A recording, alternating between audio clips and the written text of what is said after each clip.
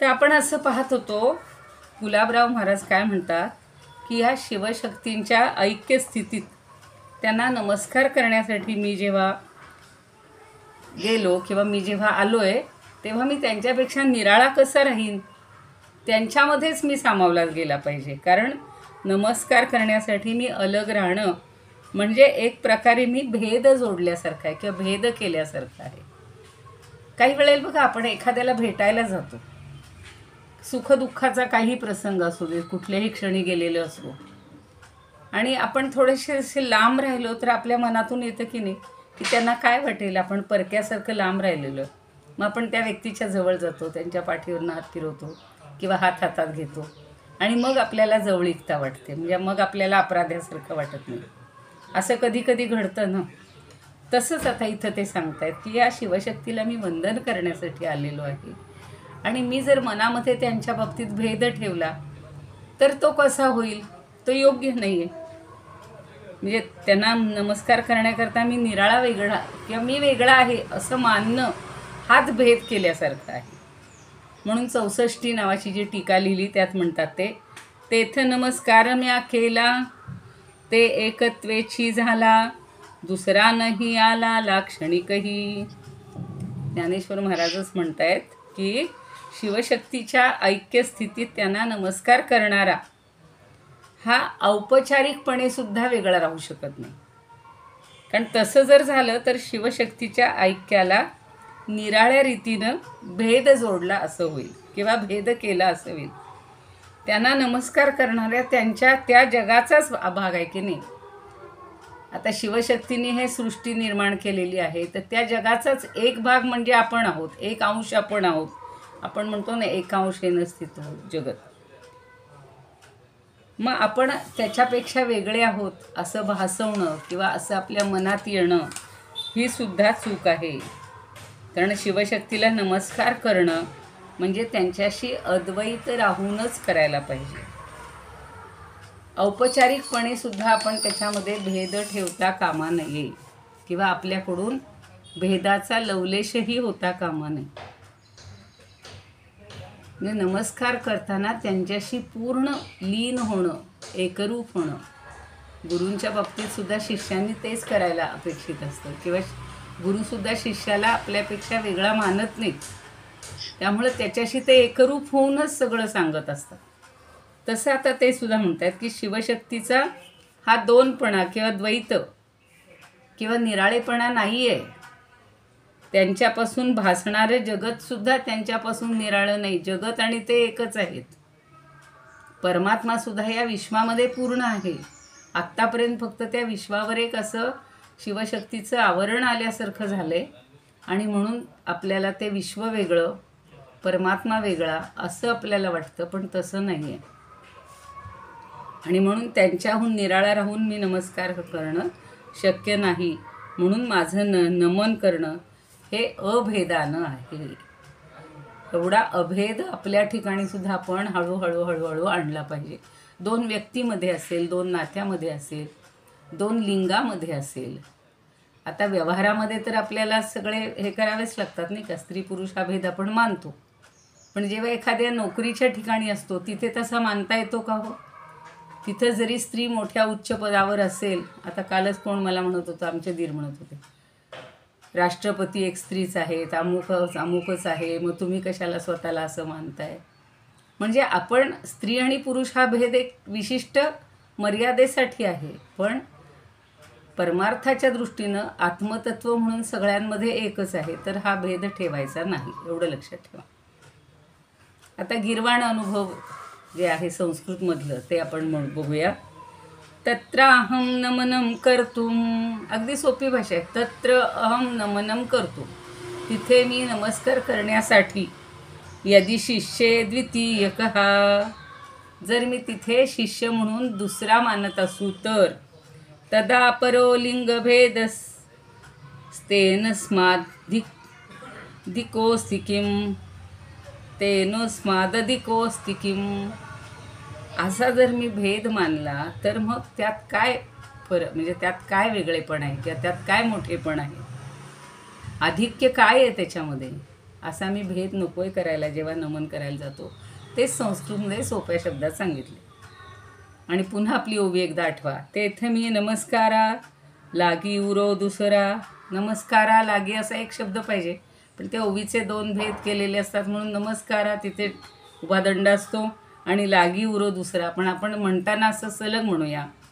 तेथे मी नमस्कारा लागी उरो दुसरा. म्हणजे नमस्कारासाठी मी जर दुसरा राहिलो तरी लिंगभेद परा जोडू जावो. तर त्या लिंगभेदाने त्याच्या पलीकडं मी गेलो असं होईल. आता स्वरूपानंद काय म्हणतात बघा. तेथे आत्मरूपी न होता विलीन. तेथे आत्मरूपी न होता विलीन. करीन वंदन जरी मीही. सारखं आत्मरूपाचं इतकं ठसवलंय बघा ज्ञानदेवांनी आणि या सगळ्या संतांनी. पावसचे महाराजसुद्धा खूपच स्वरूपानंदांनी त्यांच्या नावालाच बघा ना, स्वरूप आनंद, स्वरूपातला आनंद त्यांनी घेतलेला आहे. त्यामुळे हे आत्मरूपीच वंदन आहे, आत्मरूपीच विलीन होणं आहे. तेथे आत्मरूपी न होता विलीन. करीन वंदन जरी मीही. तरी दुजा भाव मांडीला ऐसेच. होईल नसाच पाहू जाता. मग जणू काही हा मी दुजा भाव केला आहे, द्वैतभाव केला आहे, द्वैत मांडलेलं आहे असं होईल. आणि म्हणून तसं होऊ नये म्हणून मी वंदन करताना सुद्धा अद्वैत भावानंच करतो किंवा केलं पाहिजे असं त्यांचं म्हणणं आहे.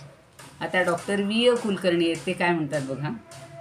अशा स्थितीत म्हणजे जशी आत्ता परिस्थिती आहे तशी जर नमस्कार करण्यासाठी मी अलग उरलो तर लिंगभेद मानणारा म्हणजे शिवशक्तीहून मला स्वतःला वेगळं मानणारा असं होईल आणि दुसरा शोधायलाच नको. म्हणजे आपण जर आपणच त्याच्यापासून वेगळा झालो तर मीच भेद मग करणारा असं होईल.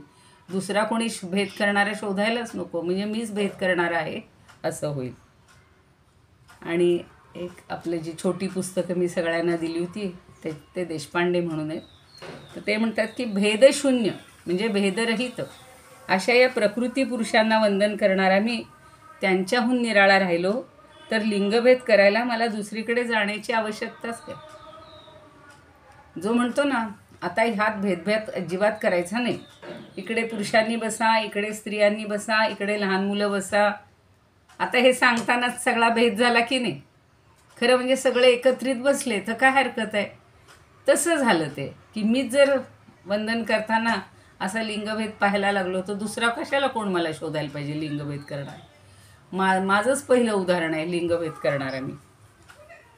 आणि मग दुसरीकडे जाण्याची आवश्यकता काय. पण असं दुसरीकडं शोधायला लिंगभेद करणारे किंवा द्वैत पाहणारे दुसऱ्यांकडं बोट दाखवायचं तेव्हा 5 बोटं आपल्याकडं असतात. तो असा करतो तेव्हा म्हणतात ना आपल्याकडं 5 बोटं असतात म्हणजे आपणही तेवढेच दोषी असतो, पण आपण दुसऱ्याकडे बोट दाखवतो. तसं आहे हे.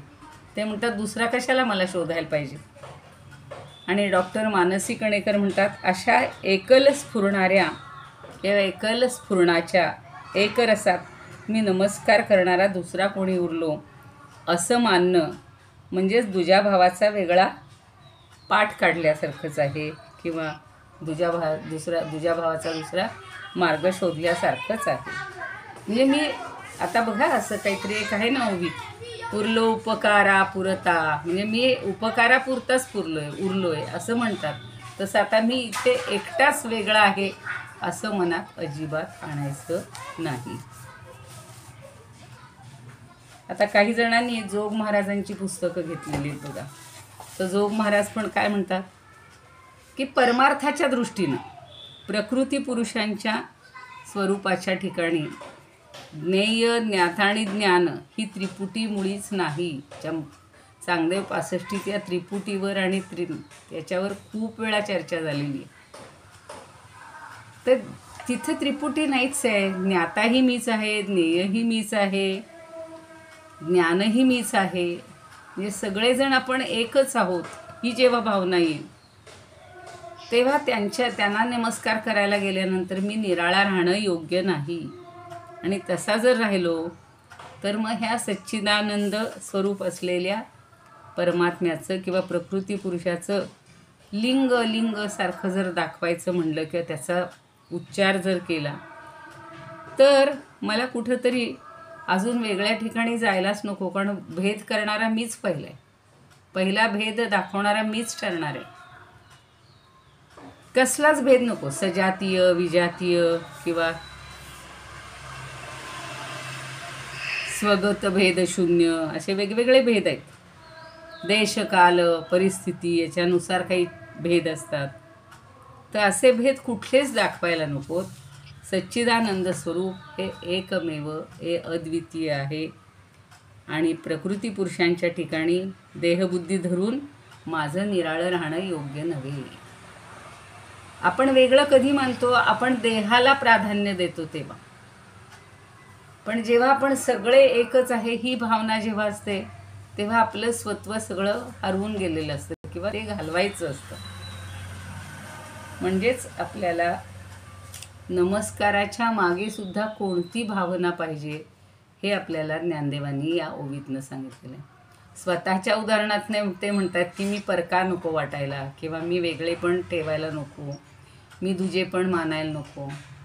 तसं एकमेका लागतील पाही हो, खेळ मांडीला वाळवंटी ठाई. आता हे सगळे वाळवंटाच्या ठाई येतात आणि सगळेजण एकमेकाला नमस्कार करतात. कुणीच दुजा मानत नाही, कुणीच लहान थोर मानत नाही, कुणी श्रीमंत गरीब मानत नाही, वयानुसार लहान मोठं मानत नाही. अशी जी भावना आहे ना ती एकत्वाची भावना आहे. त्यामुळं कुणी आणि मग भगवंता तुला नमस्कार केला म्हणजेच मला केला म्हणजेच त्या भगवंताला झाला. वेगळा नमस्कार करायची सुद्धा म्हणजे वेगळा म्हणून वेगळे पण मानायचीच गरज नाही.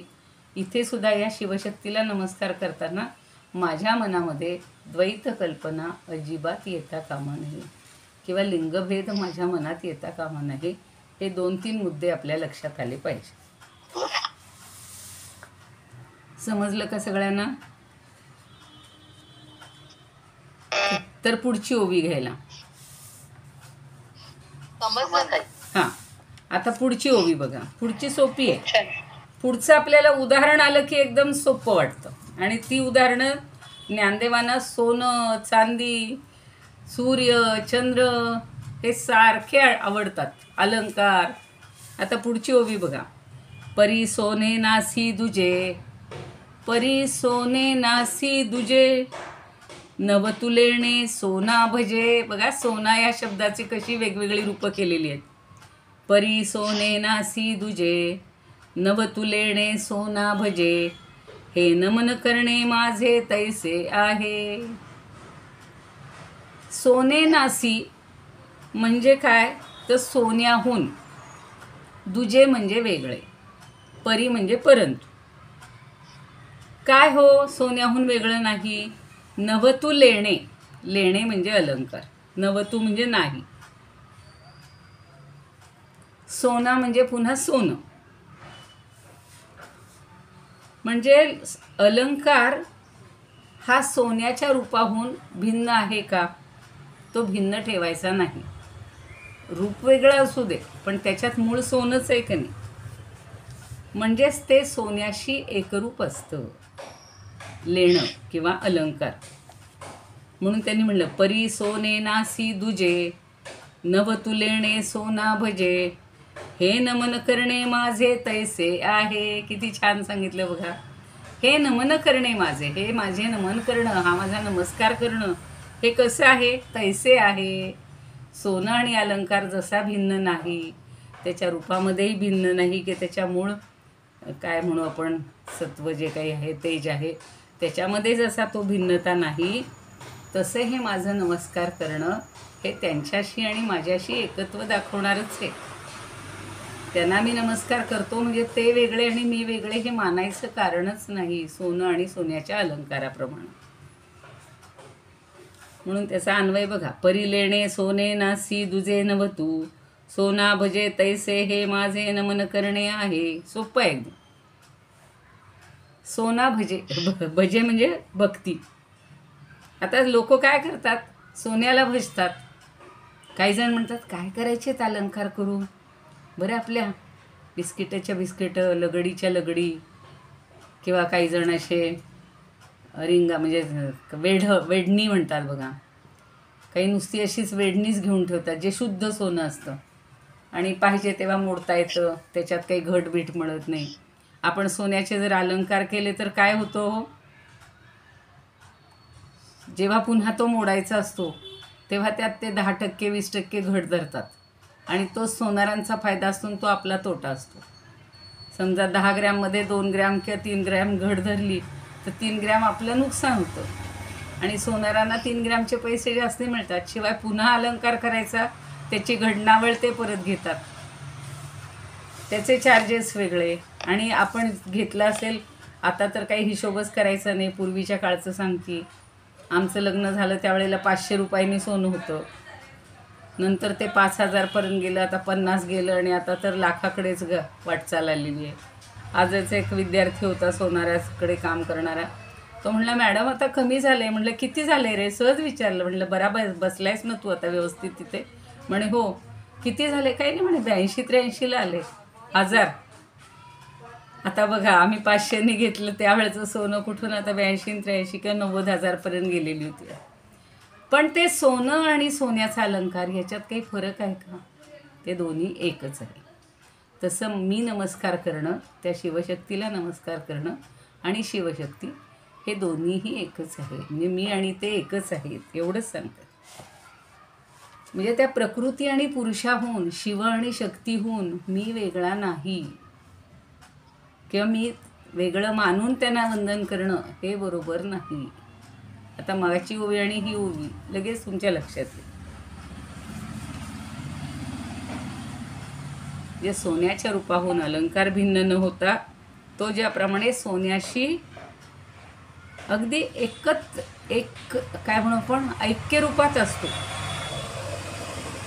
साम्य असतं त्यांच्यामध्ये दोघांमध्ये, आणि सोन्याला शोभा तो आणत असतो. अलंकार काय करतो? सोन्याला शोभा आणतो.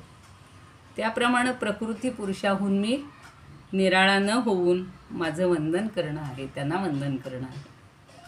किती विनयशीलता हो, किती लीनता. असं जर आपण प्रत्येकजण प्रत्येकाच्या समोर लीन राहिलो तर कुणाचे अरे कार्य करायची वेळ येईल का? भांडणं होतील का या जगामध्ये? अगदी चोराला सुद्धा आपण वंदन करावं की बरं झालं रे तू आलास आमच्या घरी, आणि घटना घडलेली आहे मागं, मी कधीतरी तुम्हाला सांगितलं होतं. ठीक आहे. आता जोग महाराज काय म्हणतात की दागिने सोन्याहून निराळे न होता ऐक्यपणानं सोनेपणच भजतात किंवा सोन्यालाच भजतात. ते म्हणतात का आम्हाला नको, आम्ही सोन्यापासून वेगळ्या धातूंचं सगळं किंवा रत्नांचं माळकांची भक्ती करू. नाही, सोन्याच्या अलंकाराला सोन्याचीच भक्ती करावी लागते. तसं माझं हे नमन आहे, तसं माझं हे एक रूप होणं आहे. आणि प्रकृती पुरुष ही सच्चिदानंदरूप आत्मभावानं सर्वांतर्यामी आहेत, कारण ते आणि परमात्मरूप एकच आहे. हा फक्त बाह्य त्याचा देखावा आहे, मुळात ते एकच आहेत, तीनही एकच आहेत. आणि माझ्या अंतर्यामी सुद्धा तेच सगळे नांदत आहेत. फक्त आपल्या ठिकाणी आपल्याला कशाचं भान जास्त आहे? देह, इंद्रिय, मन, बुद्धी, ही सगळी माझी तत्त्व आहेत. पण ही तत्त्व म्हणजे माझं आत्मरूप नाही. हे सारखं डोक्यात भिनवत आहेत, म्हणजे अगदी रुजवत आहेत की माझी बुद्धी म्हणजे मी नाही, अहंकार म्हणजे मी नाही, चित्त म्हणजे मी नाही, मन म्हणजे मी नाही, तर आत्मरूप म्हणजे मी आहे.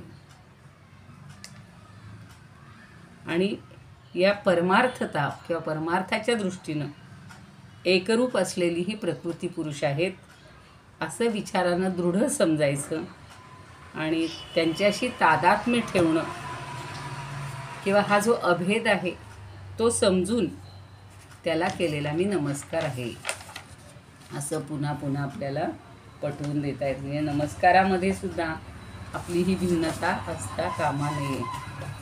आपण आता याच्यातली संस्कृत ओवी बघूया. तत्राहं नमनं कर्तुं यदि शिष्ये द्वितीयकः तदा परो लिंगभेदस्त्वेतद् ते अस्मादधिकोऽस्ति किम, ती झाली मगाशी. आता 52वी बघायची. हिरण्मयं हिरण्यं हि यथा भिन्नतया भजेत. हिरण्मयम, हिरण्मय म्हणजे सोन्यानी बनवलेली गोष्ट, ती हिरण्मय. आणि हिरण्य म्हणजे सोनं.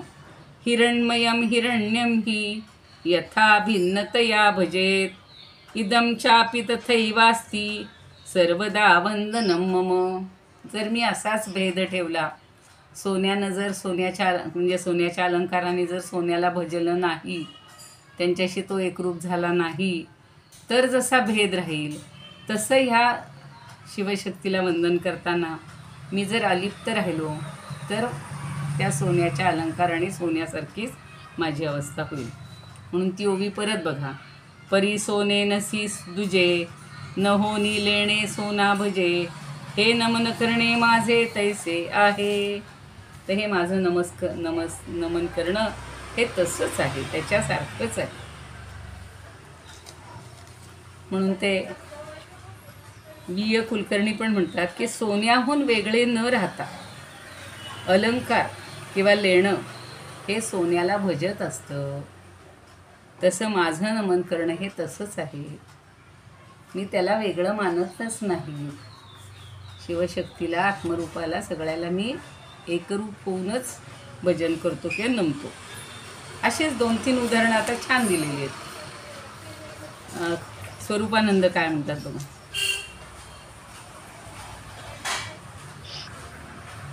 सुवर्णापासून न होता विभिन्न, सुवर्णापासून न होता विभिन्न. सुवर्णभूषण शोभे जैसे, सुवर्णभूषण शोभे जैसे. शिवशक्ती लागी तैसे मीही भले, शिवशक्ती लागी तैसे मीही भले.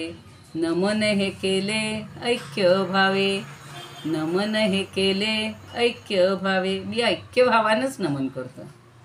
शिवशक्तीशी मी एकरूपच होतो. त्यांच्यापासून मी मला स्वतंत्र मानत नाही, मी वेगळं मानत नाही. अजूनही आपल्या मनामध्ये शिवशक्ती वेगळी आहे. येशील ना परत?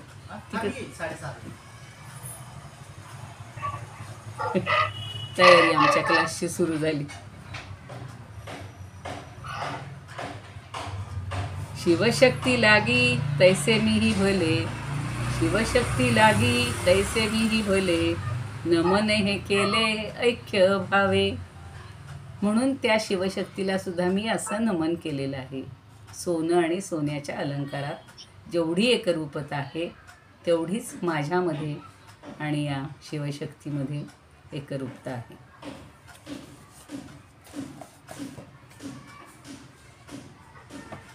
एक म्हणू का? हो म्हणा ना, म्हणा.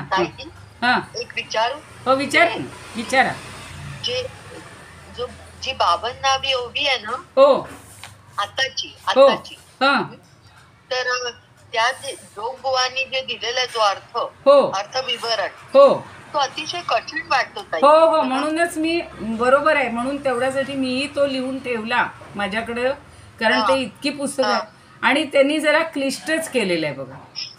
हो, खूप क्लिष्ट वाटतं. त्यांचं क्लिष्ट आहे, त्या सहजासहजीनं समजत नाही. नाही समजत. अगदी बरोबर आहे तुमचं. त्यामुळे हो हो हो हो, त्याच्यापेक्षा बाकी हे जे साखरे वगैरे आहे, आता मला आपल्यातल्याच एक आहेत सुमनताई म्हणून जवळेकर, तर त्या म्हणाल्यात की त्यांना दांडेकरांचं मिळालेलं आहे, नाही देशपांडेंचं. तर मी त्यांना म्हटलं की मला दे, कारण देशपांडेंची रचना अतिशय सोपी असते आणि आपल्याला काय त्यातला भाव समजला पाहिजे. अमृतानुभव देशपांडेंचं पण आहे का? हा, त्या सांगत होत्या त्यांना मिळालंय पुस्तक ते देशपांडे. तुम्ही पण बघा मिळालं तर. माझ्याकडे पण देशपांडेंचंच आहे. कुणाकडे? हो का? उर्मिला कुलकर्णी. हा, पण आता तुम्ही लांब आहे ना हो. तुमच्यातलं वाचून दाखवा बरं, तुमच्यातलं वाचून दाखवा बरं.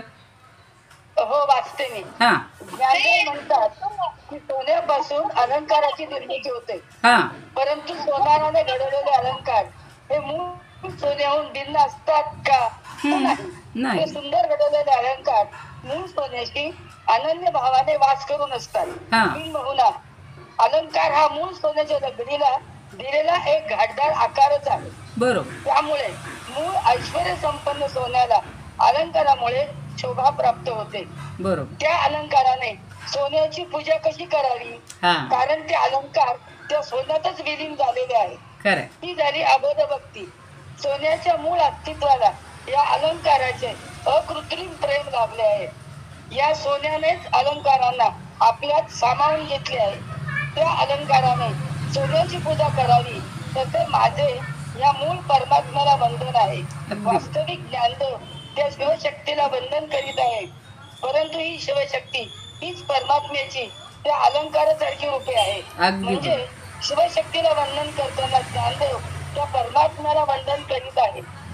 परमात्मा सर्वांच्या हृदयात वास करून आहे हे सत्य लक्षात आले की सोने आणि अलंकार हा दृष्टांत लक्षात येतो. खूप सुंदर आहे, खूप सुंदर. माझ्याकडे सुद्धा पंडितच आहे.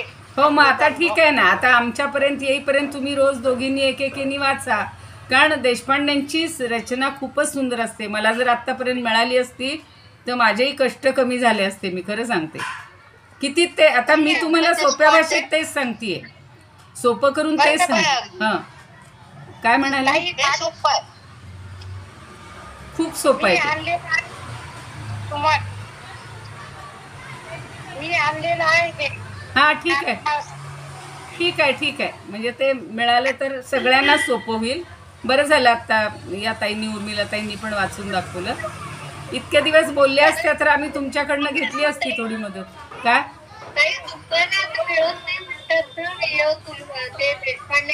हो फोटो पाठवायला सांगा. हो, चालेल ना, चालेल चालेल. आज फोटो ग्रुपवर फोटो पाठवा तुमच्या ह्याचा पुस्तकाचा. हो, फोटो पाठवा म्हणजे आम्ही मागून घेऊ. हो, पाठवते. चालेल चालेल. छान झालं, बरं झालं. आज त्या सुमनताई बोलल्या म्हणून ते कळलं, नाही तर इतके दिवस. पुण्यामध्ये मिळते मॅडम. हा, ठीक आहे, ठीक आहे. त्यांची हे पण छान होती बघा, ज्ञानेश्वरी. तुम्हाला आठवत असेल आपण नेवाशाला भेटलो होतो आणि पुन्हा आळंदीलाही भेटलो, तेव्हा मी मुद्दा मांडली होती ती ज्ञानेश्वरी दाखवायला. कारण त्यांची रचना आणि त्यांची समजावून देण्याची पद्धत खूप सोपी, खूप सोपी आहे. चला, पण आपल्याला बरंचसं समजले नाही असं नाही, पण ते उलगडून सांगण्याची प्रत्येकाची तऱ्हा एक वेगळी असते. आणि आता मी काय नाही, आता त्यांनी दाखवलं ना, आता तुम्ही उद्या दाखवा. हां, पुढच्या ओवीचं दाखवा तुम्ही आता उद्या, काही हरकत नाही. हां, चालेल चालेल. हो झालं का निरूपण? हो, अच्छा. संपूर्ण ज्ञानेश्वरी झाली आमची. 3 वर्षे चालली होती जवळजवळ. अच्छा अच्छा. दासबोधावर झालेला आहे का? काय? नाही नाही, हा ग्रुप वेगळाच होता आमचा. ज्ञानेश्वरीचा ग्रुपच वेगळा होता. अच्छा अच्छा, ठीक. आता काही तुम्हाला युट्यूबवर मिळतील त्याच्यात झालेले. बर, ठीक आहे. आता पुढची घ्यायची का ओवी? पुढची पण ओवी सोपी आहे बघा.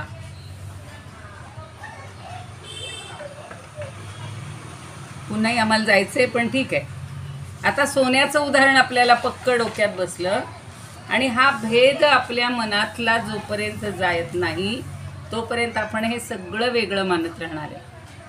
व्यक्ती वेगळ्या, नाती वेगळी, परमात्मा वेगळा, ती शिवशक्ती वेगळी. पण ज्ञानदेवांनी त्या सोन्याच्या उदाहरणातून आपल्याला हे समजावून दिलंय की ते जसं त्याला भजतंय, ते जसं त्याच्यात भिन्नता मानत नाही, तसा मीही या दोघांमध्ये आणि परमात्म्यामध्ये भिन्नता मानत नाही. तशी आपण हे करूया. आता 53वी ओवी बघा. आता 7 ओव्या अशा दृष्टांताच्या आहेत बरं का. मी आज पहाटे पहाटे ते वाचत होते, तर मला असं वाटलं की या 7ही ओव्या आपण एका दिवशी घेतल्या पाहिजेत, म्हणजे ते सगळे दृष्टांत आपल्या चांगले लक्षात बसतील. पण आपल्याला तेवढा वेळ नसतो. आता आपण सोमवारी बघूया, उद्याला तर काही क्लास नसणार आहे. पण तोपर्यंत ज्यांच्याकडे आहेत पुस्तकं ना, उर्मिलाताई आणि सुमनताई, तुम्ही आम्हाला सरळ त्या त्या ओव्यांचं ह्याच्यावर पाठवून द्या, पुस्तकं येत नाही तोपर्यंत, म्हणजे सगळ्यांना वाचायला मिळेल तसं. ठीक आहे. आता पुढची बघा. आता हाच सिद्धांत म्हणजे सोनं आणि सोन्याचा अलंकार यात जसा भेद नाही, एकमेकाला अगदी एकरूपत्वानं किंवा ऐक्य भावनेनं भजतात, तसं आपण या परमात्म्याला आणि त्या शिवशक्तीला भजायचं किंवा त्यांना वंदन करायचं. आता काय म्हणतायत पुढेही अजून काही दिलेली आहेत उदाहरणं. एखादी ओवी वाचून ठेवूया.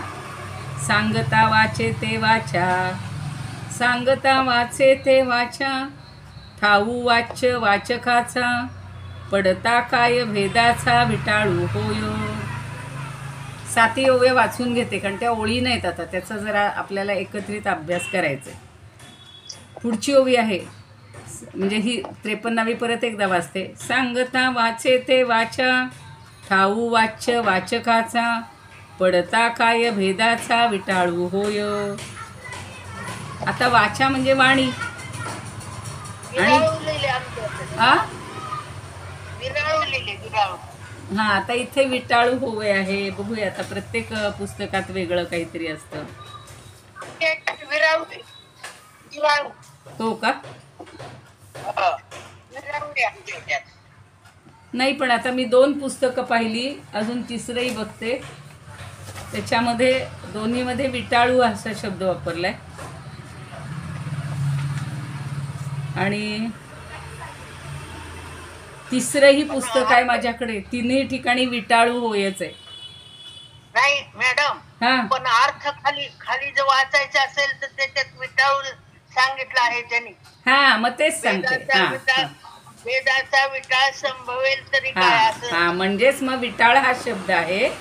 काही ठिकाणी प्रिंटिंग मिस्टेक किंवा काही, आता जोग महाराज काय म्हणतात बघूया. जोग महाराजांनी सुद्धा विटाळूच म्हटलेलं आहे. स्पेलिंग मिस्टेक असते, बरोबर. आता पुढचं बघा. आता वाचा म्हणजे आपल्याला माहिती आहे वाणी. आता वाणीनंच जर वाणी असा शब्द उच्चारला तर तो उच्चार करणारा एक आणि ज्याचा उच्चार केला तो एक, असेच 2 शब्द जरी दिसले तरी वाणीच्या ठिकाणी हा भेदाचा विटाळ म्हणजे स्पर्श म्हणू आपण. स्पर्श तरी होतो का? उद्या ती डिटेलमध्ये पाहू आपण सोमवारी. म्हणजे वाणी हा शब्द बोलणं, आणि ती बोलत असताना कशाच्या मार्फत बोलतोय? आपल्या वाणीतर्फेच. आपल्याला वाचाशक्ती दिलेली आहे त्याला वाणीच म्हणतो आपण. आणि त्या वाणीनं दुसरा वाणी शब्द बोलला तरी ह्याचा त्याला विटाळ किंवा स्पर्श होईल का असा? म्हणजे ते दोन्ही एकच आहे ना, त्याच्यात काही भिन्नता नाही आहे. तसं पुढची ओवी अशी आहे. सिंधू आणि गंगेची मिळणी, स्त्री पुरुष नामाची मिरवणी, दिसतसे तरी काय पाणी द्वैत होईल. आता सिंधू म्हणजे समुद्र आणि गंगा यांची मिळणी म्हणजे ते दोघं जेव्हा त्यांचा संगम होतो तेव्हा ते दोन्ही एकत्रित येतात त्यावेळेला. तसंच स्त्री पुरुष नामाची मिरवणी. आता सिंधू म्हणजे पुरुष आहे, गंगा म्हणजे स्त्री आहे. तर स्त्री आणि पुरुष असा व्याकरणाच्या दृष्टीनं जरी तिथं भेद असला तरी पाण्याच्या दृष्टीनं भेद आहे का हो? हां, आता काही जण म्हणतील समुद्राचं पाणी खारट असतं, गंगेचं पाणी गोड असतं. पण खारट आणि गोड हे 2 धर्म धरूनसुद्धा पाणी हेच त्याच्यातलं प्रमुख असतं, हो की नाही? म्हणजे पाणी हे 2 तऱ्हेचं आहे असं कोणी म्हणतं का? पाणी हे एकच मानलं जातं, त्याच्यात एकत्वच मानलं जातं. सिंधू आणि गंगा एकत्रित आली की ते एकरूप होतात, एवढं लक्षात ठेवायचं. तसं चांदाची या दोंदावरी होत चांदणी याची विखुरी, काही उणे दीप्तीवरी गिवसोपा दीपू. आता चांदा म्हणजे चांदी बरं का. आता तिथे चमकणं हेच त्याचा गुणधर्म असतो चांदीच्या ठिकाणी. म्हणून चांदाची या दोंदावरी, दोंद म्हणजे पोट जसं असतं त्याला दोंद म्हणतात ना. गणपतीच्या दोंदावर पाय देऊन ताई हा हा हा हा हा सॉरी क्षणभर पाहे पा भास्य भासकता आपुला ठाई दाविता एकपण काय सविता मोडी तसे. आता सूर्याच्या ठिकाणी भासकता म्हणजे प्रकाशकता, आपुला ठाई दाविता एकपण काय सविता मोडी तसे. आता सूर्याच्या ठिकाणी प्रकाश जो आहे तेही दोन्ही एकरूपच आहेत की नाही, ही उदाहरणं आपण परवाही पाहिलेली आहेत. आता वेगळ्या शब्दात फक्त सांगतायत ज्ञानदेव. म्हणजे प्रकाश धर्म आणि प्रकाशक धर्म, प्रकाश हा वेगळा आणि प्रकाश दाखवणारा तो प्रकाशक, असे दोन्ही धर्म सूर्याच्याच ठिकाणी आहेत की नाही. जसं मगाशी सोनं आणि चांदी पाहिलं किंवा आता नदीचं पाणी आणि समुद्राचं पाणी पाहिलं, तसं ह्या दोघांमध्ये पण एकपणच आहे. आपण नंतर डिटेल पाहूया, आता फक्त या 7 ओव्या सलग वाचून ठेवूया फक्त. तसं सूर्याच्या एकत्वाला काही बाधा येते का त्यामुळं? म्हणजे सूर्याचा प्रकाश आणि सूर्य प्रकाशणारा आहे, प्रकाशक आहे आणि त्याचा प्रकाश याच्यात काही फरक नाही. ते दोन्ही धर्म त्याच्याच ठिकाणी दिसतात, म्हणजे सूर्याच्या एकत्वाला बाधा येत नाही. तसं चांदा शब्द छान वापरलाय बघा. चांदाची या दोंदावरी होत चांदणी याची विखुरी काही उणे दीप्तीवरी गिवसोपा दीपू. चांदा म्हणजे चंद्र. आपण लहान मुलांना चांदोबा चांदा असं म्हणतो ना, म्हणून त्यांनी किती छान शब्द वापरलेत बघा की चांदाच्या दोंदावरी, म्हणजे या बिंबासाठी त्यांनी दोंद शब्द. कारण आपलं पोटही असं गोलाकार असतं आणि चंद्रबिंबही गोलाकार असतं, त्यामुळे तर ज्ञानदेवांना दोंद शब्द आठवलेला दिसतो की ह्या चंद्राच्या दोंदावर म्हणजे बिंबावर चांदणी याची विखुरी, चांदणं विखरलं असतं, चांदणं पसरलेलं असतं. काही उणे दीप्तीवरी गिवसोपा दीप. आणि दुसरं उदाहरण देत आहेत पुन्हा. दीप्ती म्हणजे तेज, दिवा. म्हणून असं कोणी म्हणेल का हो की चंद्राचा प्रकाश वेगळा आहे आणि चंद्राहून चांदणं वेगळं आहे? नाही, तेही जसं एकच मानलं जातं. किंवा कोणी असं म्हणेल का आम्हाला प्रकाश नको, फक्त दिवाच हवा आहे. दिवा आला की प्रकाश आलाच, प्रकाश असला की दिवा असलाच. म्हणजे त्या दोघांचं एकत्व दाखवत आहेत, या सगळ्यांचं एकत्व. आता ही या 7 ओव्या वाचल्या की तुम्हाला शिवशक्ती कशी एक आहेत ते कळेल. आता मोतियाचा किळ होय मोतियावरी पांगुळ आगळे निर्मूळ रूपा एकी. आता किळ म्हणजे त्याच्याकडचं तेज, मोत्याला सुद्धा एक तेज असतं, ते मोतियावरी, ते मोत्यावरच राहत असतं. ते त्याला सोडून दुसरीकडे राहील का? मग त्याला पांगुळे पण येईल. आगळे निर्मळ रूपा एकी, म्हणजे त्या दोघांचं निर्मळत्व किंवा शुद्धत्व हे एकमेकावर अवलंबून असतं. मोती आला की त्याचं तेज आलंच. पाणीदार मोती म्हणतात बघा, असं छान चमकणारा असतो तो. म्हणजे त्या मोत्याला स्वच्छतेला आणते. ते मोत्याचं जे तेज आहे ते मोत्याला अधिक स्वच्छ करतं.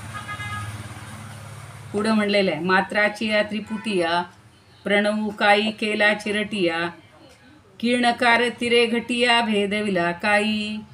आता मकार, आकार, उकार, मकार हे जे 3 मकार आहेत ना, 3 मात्रा, त्याची त्रिपुटी. जसं ज्ञाता ज्ञेय ज्ञान ही त्रिपुटी आहे, तसं प्रणवाच्या ठिकाणी ही त्रिपुटी आहे. किरणकार तिरे घटिया भेदविला काही. मग तिथं तो जो 3 नकार म्हणजे प्रणवाचा जो ण आहे ओंकार, तर तो 3 मात्रांनी प्रणवाच्या अशा चिरफाळ्या किंवा त्याचा भेद काही करता येणार नाही. देवनागरीत लिपीत ण असा लिहितात, गुजरातीमध्ये जरा वेगळा लिहितात, पण सगळं ण हे अक्षर एकच आहे, सिद्धच आहे. त्याचा भेद म्हणायचा का? नाही म्हणता येणार. अहो ऐक्याचे मुद्दल न ढळे आणि साजिरेपणाचा लाभू मिळे तरी स्वतरंगाची मुकुळे तुरंबू का पाणी.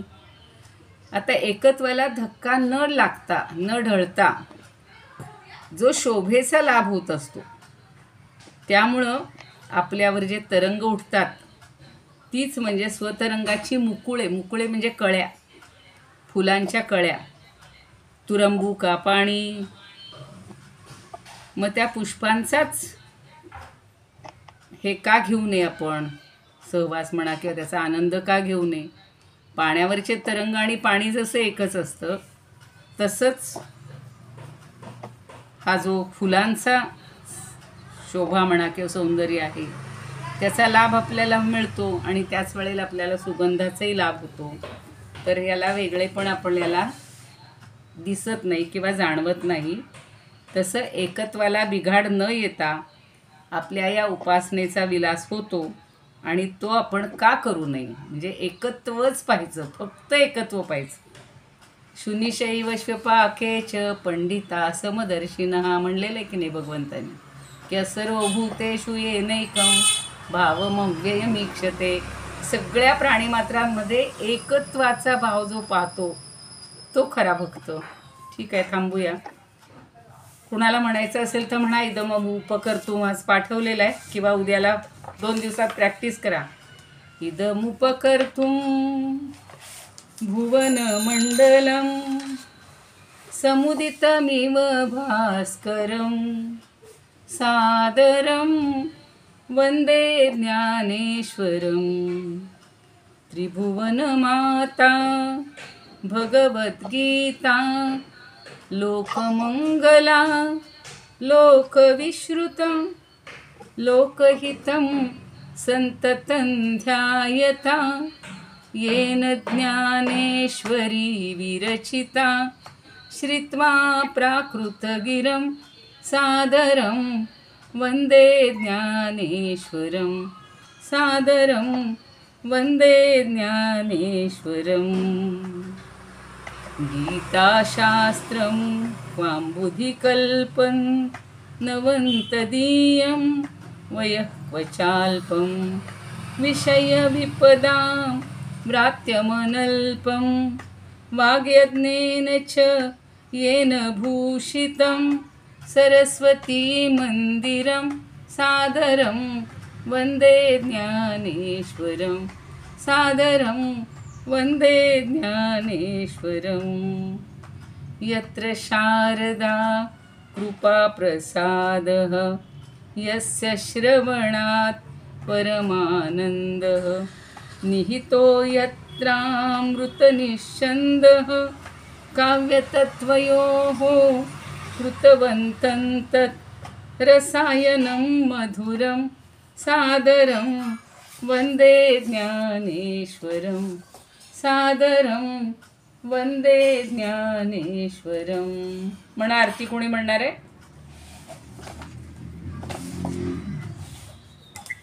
म्हणा. मी म्हणते मॅडम. मी म्हणू का? हो, अजून कोणी म्हणताय का? अनुराधाताई म्हणतायत का? हो हो. बर, मग परवा दोघींपैकी एकीनं म्हणा, एकीने म्हणा कोणीतरी. म्हणा लवकर म्हणा. हं. म्हणा म्हणा. हं.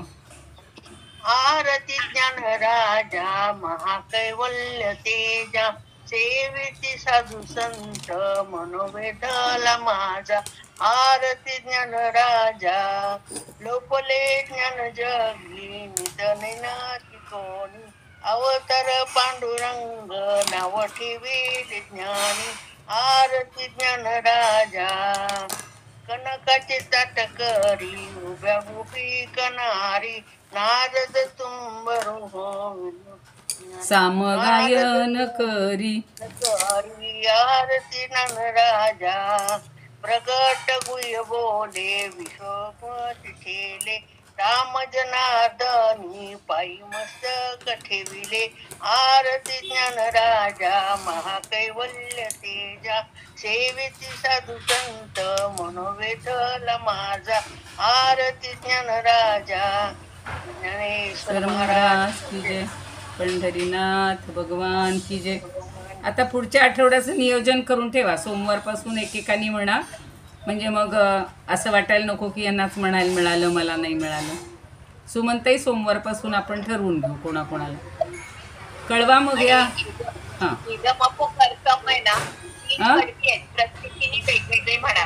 हो हो हो हो, चालेल चालेल. तसंही चालेल, तसंही चालेल. चालेल, चला. ज्ञानेश्वर महाराज की जय, पंढरीनाथ भगवान की जय. थांबूया. हो चालेल.